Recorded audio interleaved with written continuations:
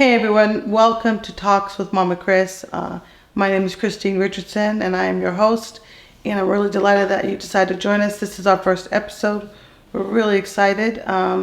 We started the show because I'm really compassionate about the industry as a whole in the world of arts, and we really need some place where we can be transparent and share information and really create a unique community through this podcast of people who have going through the same things that we go through, same thing that artists go through every day. So you know what? Today is my guest. I have LeeRoy The Innovator. What's going on, guys?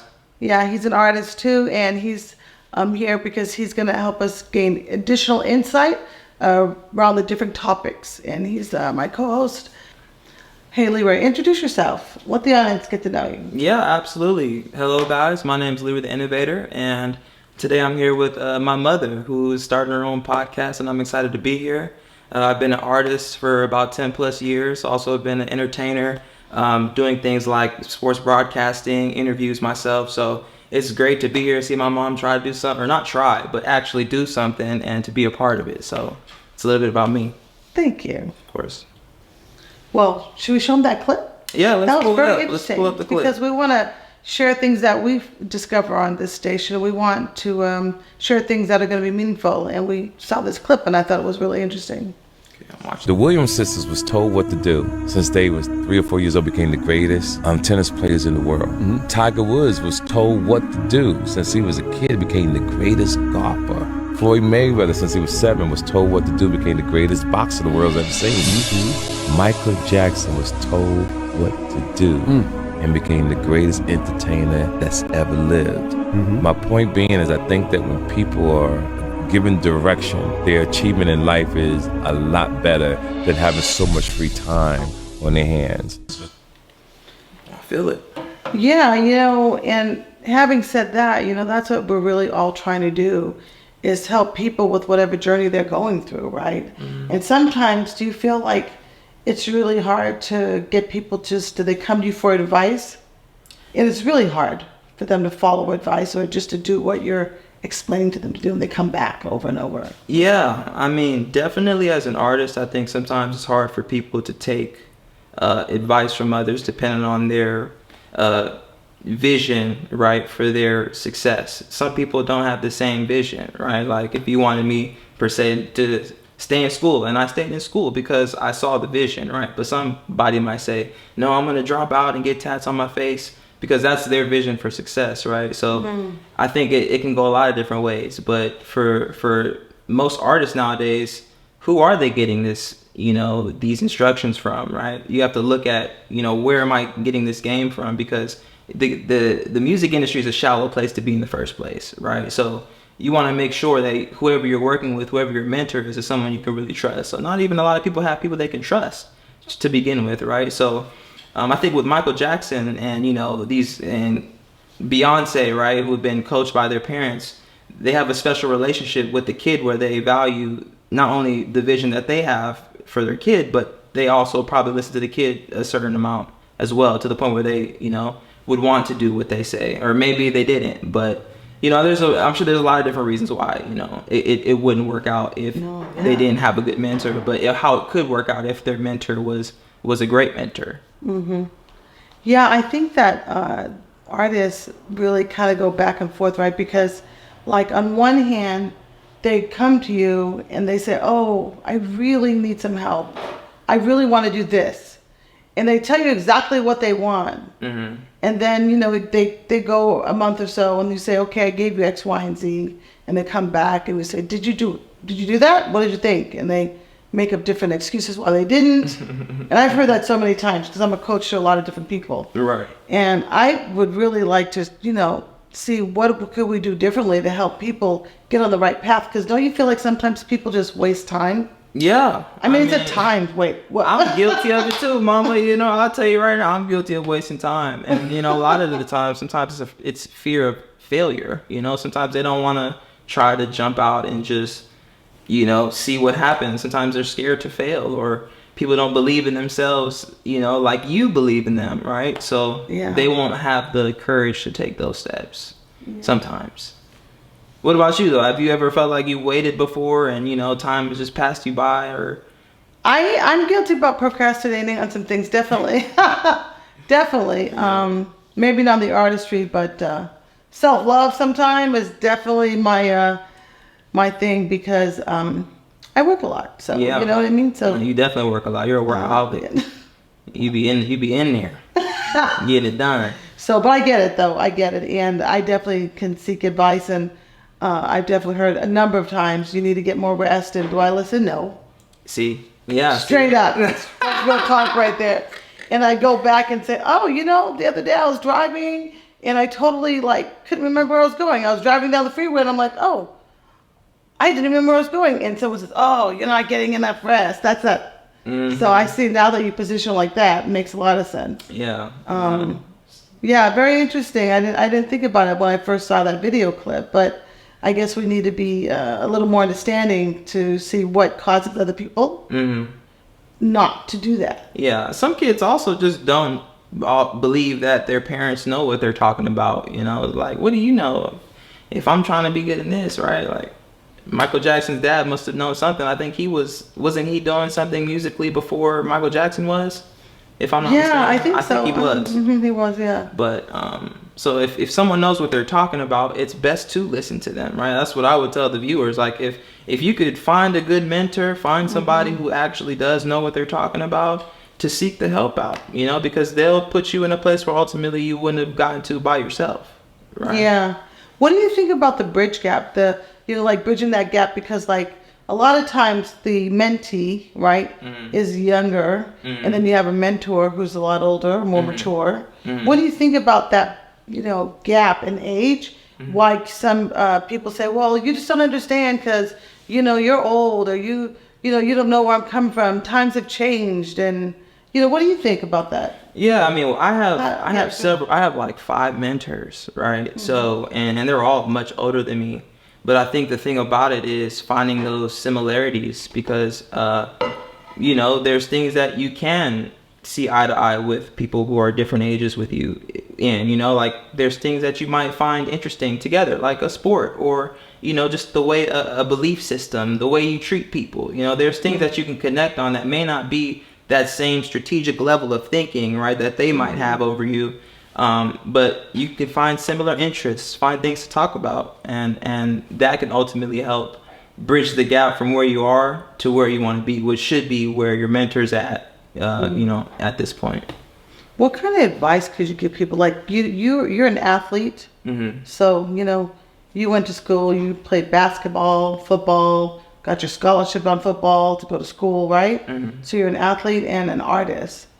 What kind of input could you give people who are really who find out that they're falling off all the time and not staying true to their craft or true to what they say they want in either of those categories? As an athlete, like they were talking about the Williams sisters, and or some trying to be an artist, what kind of advice did you think you could give them to say, hey, when it gets tough, do this? Or what would you say to them? I would say that every real artist who's been doing any sort of craft for a long time has had a stage in their craft where they felt like they may not want to continue, or where they were really discouraged about something. And those points happen. I think for anybody in any craft, they will find a wall that they need to break through. And it really tests, who you are, if you really want to be this person. So I think it really comes down to being willing to go through those phases. I've been extremely sad sometimes, about my artistry not going the way it has, or, saying, oh, well, if they're not, it's just not a hit, whatever. There's a million reasons to get frustrated, but you can find 1,000,001 reasons to keep going. And ultimately that's what a real artist is going to do, is they're going to keep going even though they feel sad or hurt, or even taking a little break. It's okay to take a breath and recompose yourself, find out who you are again, take some time, because it is a lot of work to be an artist or an entrepreneur or someone who's building anything, right? So it's important to get some rest. Don't overwork yourself, right? And remember, everyone gets to those lows where they feel like, man, this just might not be for me. But you have to just look at it past that and say, well, what do I really want to be? Is this it? Because everyone gets in those positions where they say, I'm just not sure, you know, they can come up with a million reasons. So, do you think that like quitting should be an option for those people who just feel like they maybe can't do it, or do you think that that's, you know, a failure on their part, that they just decide, I can't do it, I'm gonna quit? What would you say? What would you say to them? Like, I'm gonna quit. I'm over it already, you know? Yeah. You've done 10 years. I've seen people who come to me and said, you know, I've been doing this, I've been working on it for 10 years.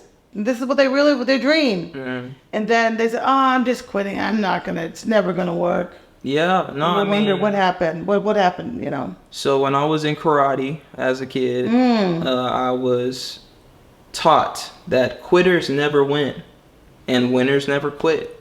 And that really stuck with me. You know, if you quit, you can just expect not to win. You know, so if that's what your goal is, to not win, then go ahead and quit.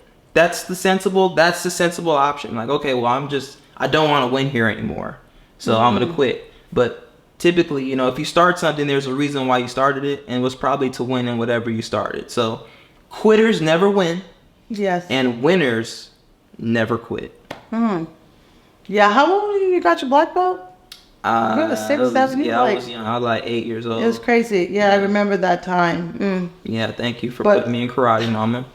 And shout out to Dad for always taking me. Yeah, I wasn't really feeling it, but you know, your dad was there to make sure you made it, because I didn't like seeing adults beat up on a little 7-year-old to get a black belt. That was not cool. But I also think, though, quitting is something you haven't mastered. Like, I feel if you wanted to be an actor or a drummer or whatever, and you haven't really mastered it, how can you really quit something you haven't mastered? Because you don't even know what you're walking away from. You've invested all this time and energy into doing what you want to do, and then you said, I'm quit, and I'm like, well, there's no quitting, because you haven't mastered, so you're not quitting anything. Yeah. You're just giving up. You see what I'm saying? You can't quit what you've mastered, right? Yeah. And you can't make that decision about walking away. I think you hit it right on the head. Because you don't even know what it is to fully enjoy the craft, or to fully be who you could be in the craft, right? So why would you walk away from something you have,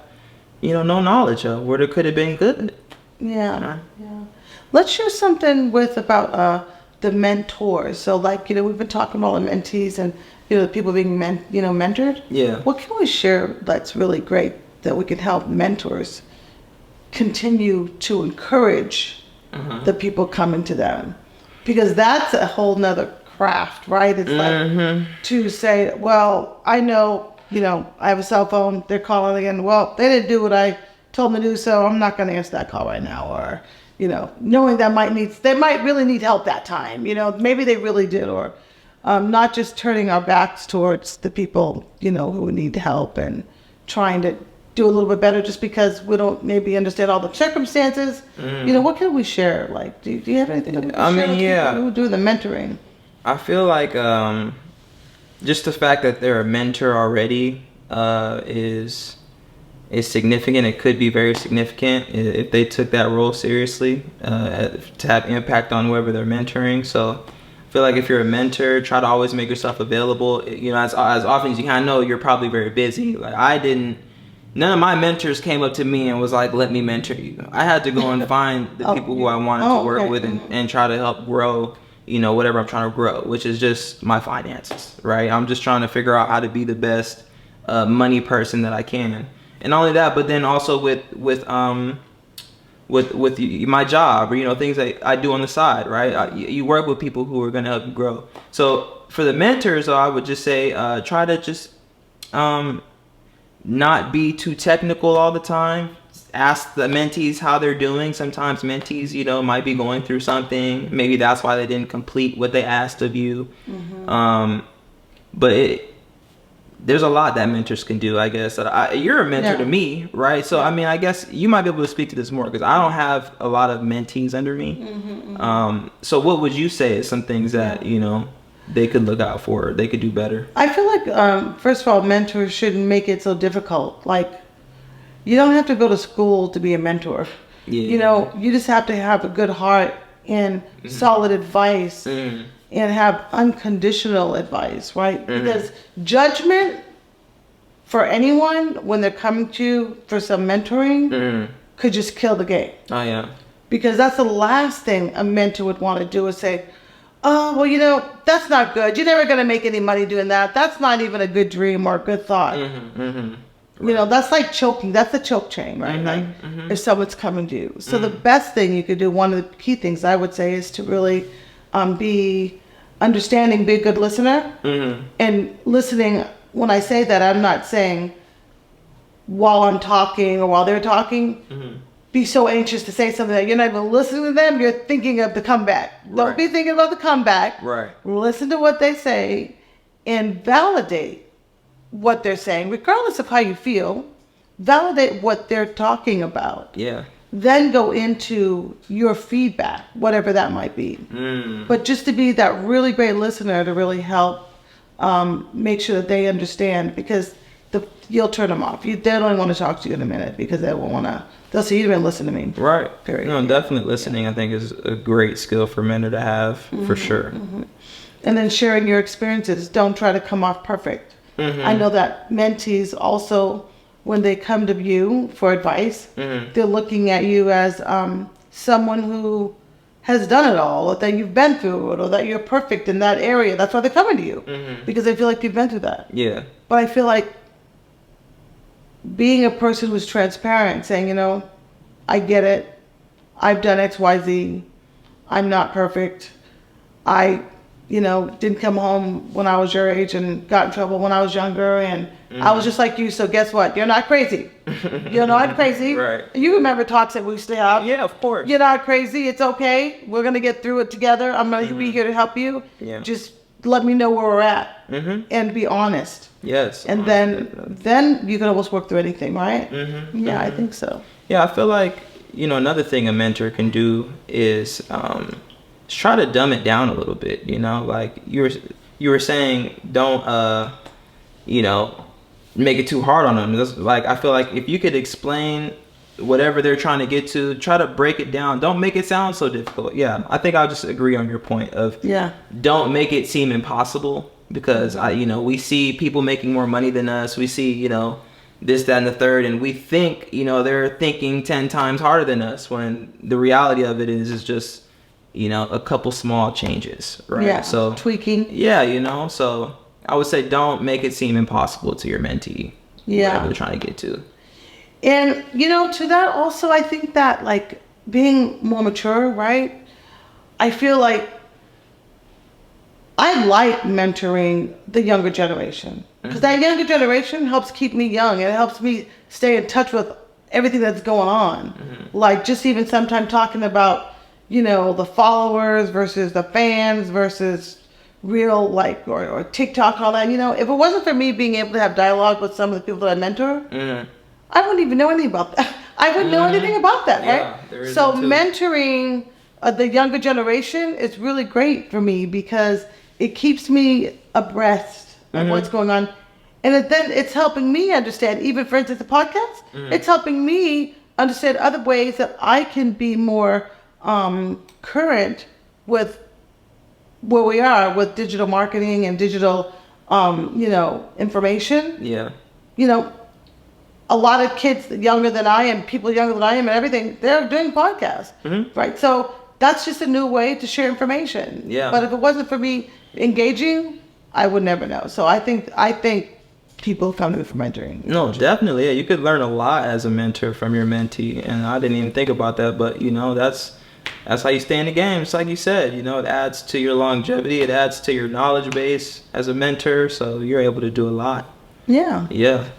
I love it. That's great. Yes, ma'am. Anyway, I'm really glad that you're here with us. You know, is there anything else that you think you could add to really share some of your insight over the years, because you've been at the game for so long? And I know that we have a lot of artists who are just chomping at the bit to start for a show, and we want to try to feed them as much as they can. Is there anything that you think you want to share with them more? Well, first, thank you for having me. It's a blessing to be here with you, Ma, on this episode. A big blessing. But as far as sharing some words of advice for artists, I would say try to do things a little bit more on your own. You know, don't be afraid to go out and buy some equipment. Don't be afraid to, you know, record yourself every here and there. You'll save a lot of money doing that, you know.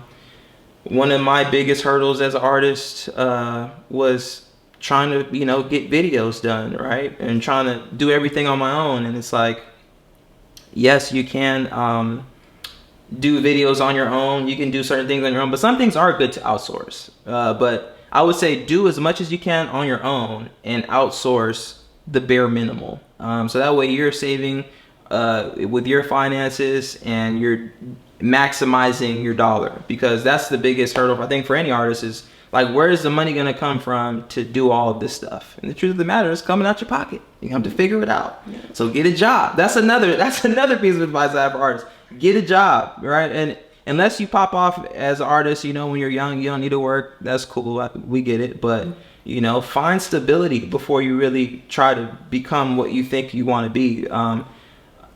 I'm not saying you have to put everything in the bag. Like, please pursue it, but also pursue your finances, pursue stability, because a lot of artists aren't thinking about it. Think, okay, well, forget it. Face tat. Let's do it. I'm 15. I'm going to get this face tat and we're going to rock it, right? And they're not even thinking about, you know, what that might look like 10 years down the line, or maybe how that might affect their finances, you know. So get a job, get your finances together, figure out, you know, what you're going to be outsourcing, what you're going to be doing yourself. Figure out what music actually belongs to you. Let me run that back. Don't just rip music off the internet and put vocals over it. I would say go and purchase your beats, so that way you own your music. There's a couple places you can do that. You can do that on SoundClick. You can go on BeatStars, and you can purchase your lease, so you can actually rap over the song or sing over the song and not be penalized for it. Right? There's a lot of artists out there just getting penalized, ripping stuff, and you heard Lil Boosie talking about it. I'm coming for mine. Like, I love when these rappers do this. Let me come get my check, right? So they're waiting for us to rip stuff so they can come and take a piece of that, which is what we don't need as a up and coming artist. We're broke. We don't have it together, right? So just buy your beat. You don't have to worry about people coming in and trying to take money from you at the end of it. Or people saying, oh, I use that beat. You can't drop that song. It actually has to be removed from all platforms, right? So those are just a couple things. You know what? I'm looking forward to our segment when you come on and share all of your knowledge about your artistry and how you got started in the industry, your whole journey. I'm looking forward to that, because I just remember when I first found out that you were even rapping, you know, I was shocked, even though we lived in the same household. And I'm not going to spoil the surprise, but how you first got started. So we're looking forward to hearing more of that from you. And so thank you so much for being here as my co-host. Of course. Appreciate it. So everybody, join in. We'll look forward to seeing you again on Talks with Mama Chris. Thank you.